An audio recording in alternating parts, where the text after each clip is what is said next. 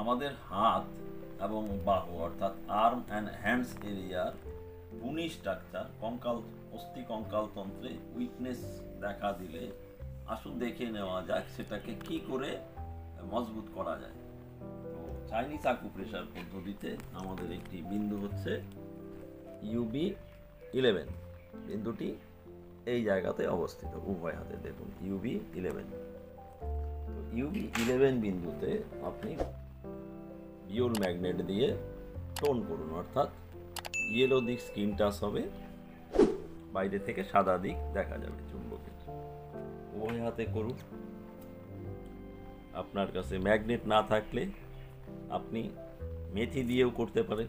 Single মেথি চেপে দিন উভয় বিন্দুতে এরকম করে। মেথি দিয়ে যদি আপনি ট্রিটমেন্টটা করুন তাহলে মেথির ওপর দিয়ে মাঝে মাঝে আপনাকে প্রেসার ক্রিয়েট করতে হবে, কিন্তু ম্যাগনেট লাগালে আর প্রেসার ক্রিয়েট করতে হবে।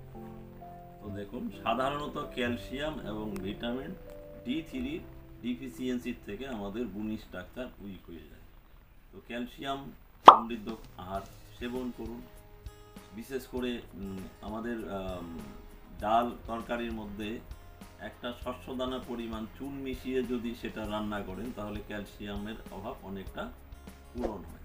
আর ভিটামিন D3 অভাব পূরণের জন্য আপনাকে সকালের রোদ্রে খালি গায়ে আধ ঘন্টা 40 মিনিট থাকতে হবে। তো এই রৌদ্র আপনার শরীরে ভিটামিন D3 অভাব দূর করবে। বুনি স্ট্রাকচার আপনার ভালো হোক, সুস্থ থাকুন, সমৃদ্ধ থাকুন।